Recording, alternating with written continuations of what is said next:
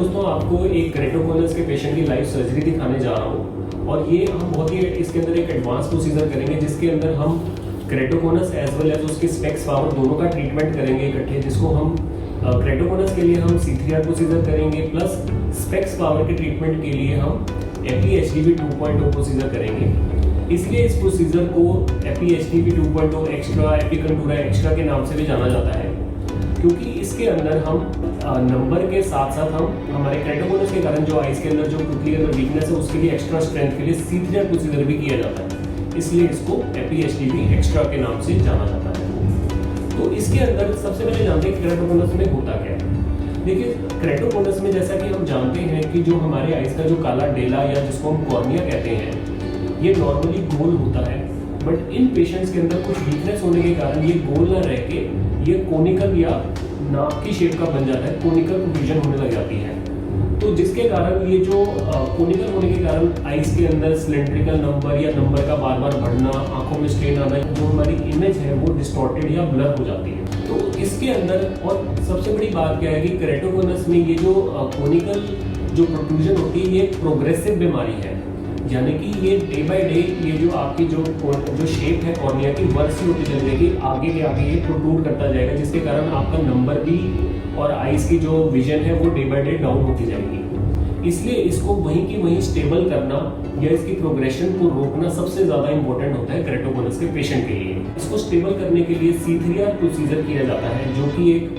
World renowned procedure है और ये अपनी सेफ्टी और एफिकेसी को स्टैब्लिश कर चुका है केरेटोकोनस को स्टेबलाइज करने में। बट हाँ, कई पेशेंट ऐसे भी होते हैं जिनके अंदर हम इवन स्पेक्स का नंबर भी साथ में ट्रीट कर सकते हैं। जो क्या होता है कि जब हम इसके अंदर जब हम जो काला डेला है, जो कॉर्निया है, उसके अंदर हम स्पेशलाइज लेजर से इसको जो प्रोट्रूजन है या उसकी जो शेप है, पहले हम लेजर की किरणें डालते हैं जिससे कि वो शेप कुछ हद तक बेटर हो जाती है या उसकी जो प्रोट्रूजन थोड़ी सी कम हो जाती है, और साथ के साथ वहीं पर ही C3R प्रोसीजर से उसको वहीं की वहीं स्टेबल कर देते हैं ताकि वो फर्दर ना बढ़े और विजन की जो क्लैरिटी है वो वहीं की वहीं स्टेबल रहे।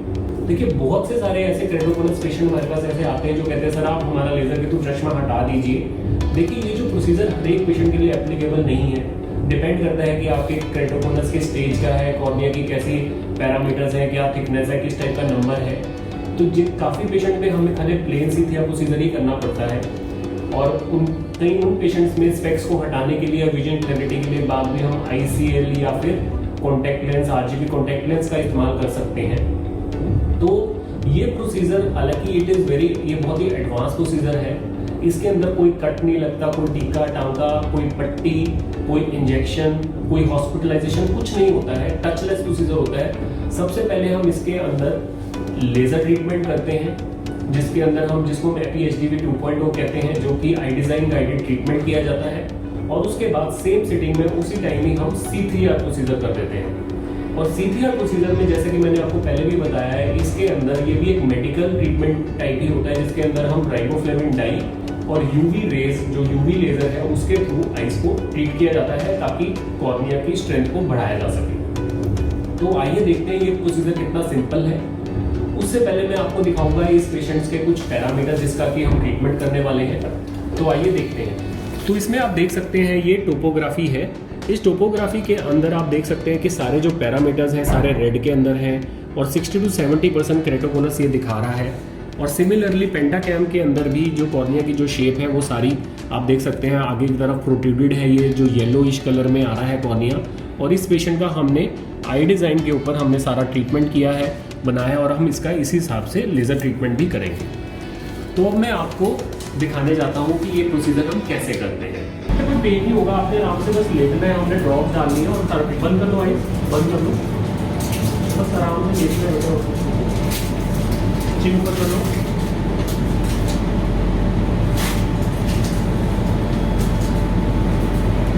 खोलो बेटे, आइए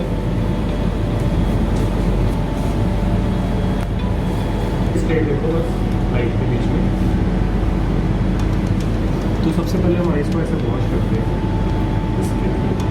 ये कैमरा होता है जैसे पिचकारी की तरह। बेटे लाइट के बीच में देखो, बेटे लाइट के बीच में बढ़िया, लाइट के बीच में बेटे लाइट रेड लाइट आ रही है ना, उसके बीच में देखो। ये तो एक स्पीड इसके अंदर इससे हम आइस को ड्राई कर लेंगे, आइस को अच्छे से ड्रॉप कर लेंगे। बेटे सीधा देखो लाइट के बीच में, इसमें खाली हम ड्रॉप डालते हैं, कोई पेज नहीं होता है। सीधा देखो बेटे, ये लाइट के बीच में देखो, कहीं पर भी कोई इंजेक्शन कोई टीका कोई काम का कुछ नहीं लगता है।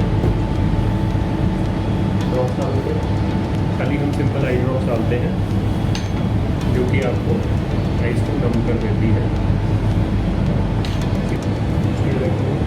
सीधा रखो, सीधा रखो लाइट के बीच में, लाइट के बीच में। सबसे पहले तो हम इसमें लेज़र ट्रीटमेंट शुरू करते हैं। तो आइस को रजिस्टर करके हम सबसे पहले नंबर का ट्रीटमेंट करेंगे।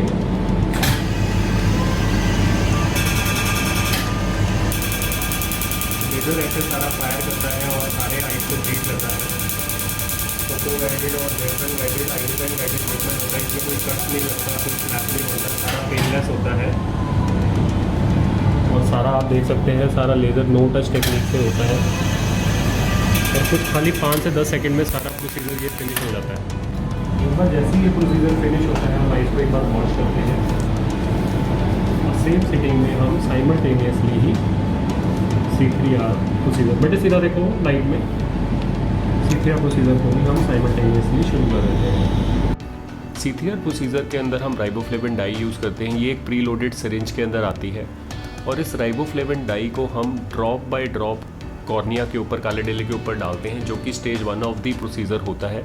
ये 15 to 20 मिनट्स लास्ट करता है। जब ये डाई अच्छे से कॉर्निया में अब्जॉर्ब हो जाती है फिर हम ये UV लेज़र स्टार्ट करते हैं। ये UVX पेशके जर्मन की एडवांस्ड लेज़र है जो कि एक स्टैंडर्ड और यूनिफॉर्म डिलीवरी करती है UV लेज़र की। इसके साथ साथ हम ये राइबोफ्लेविन डाई भी कॉर्निया के ऊपर डालते हैं। UV लेज़र और राइबोफ्लेविन डाई से एक फोटोकेमिकल रिएक्शन होता है हमारे कॉर्निया के अंदर, जिससे कि हमारा जो कॉर्निया है वो कोलेजन फिब्रिल्स का बना है और इन फिब्रिल्स के अंदर क्रॉस लिंकिंग होती है, जिससे कि कॉर्निया हमारा वहीं की वहीं स्टेबल हो जाता है। और जैसा कि हमने देखा इस C3R लेज़र से पहले हमने कॉर्निया के जो सरफेस जो कि इरेगुलर या कॉनिकल हो गई थी ड्यू टू केरेटोकोनस, उसके लिए हमने advanced eye design topography guided laser treatment किया था, जिससे कि हमने कॉर्निया की सरफेस को भी स्मूदन आउट किया था, प्लस इवन हमने उसके जो आइस के अंदर जो स्पेक्स का नंबर था उसको भी काफ़ी हद तक ट्रीट किया था। ये जो प्रोसीजर होता है ये स्पेक्स रिमूवल के लिए नहीं, सर्जरी नहीं होती है, बट डेफिनेटली जब हम ये एडवांस लेज़र C3R से पहले करते हैं तो कॉर्निया की जो शेप है वो और बेटर हो जाती है, उसका जो प्रोट्रूजन है या जो चूंच निकली होती है वो स्मूदन आउट हो जाती है, जिससे कि विजन क्लैरिटी और बेटर और शार्प बनती है और कुछ हद तक जो स्पेक्टिकल डिपेंडेंस है वो भी ख़त्म हो जाती है। प्रोसीजर फिनिश होने के बाद जो हमने PTK लेज़र से जो एपिथेलियम हटाई होती है उसकी रिजनरेशन के लिए हम ये 0 पावर का बैंडेज कॉन्टैक्ट लेंस रखते हैं 2 to 3 डेज़ के लिए। लास्ट में हम ये स्पेकुलम या चिमटे निकाल देते हैं। इस प्रोसीजर में कोई बैंडेज या कोई इंजेक्शन नहीं लगता और आप वॉक करके आराम से घर जा सकते हैं। Thank you.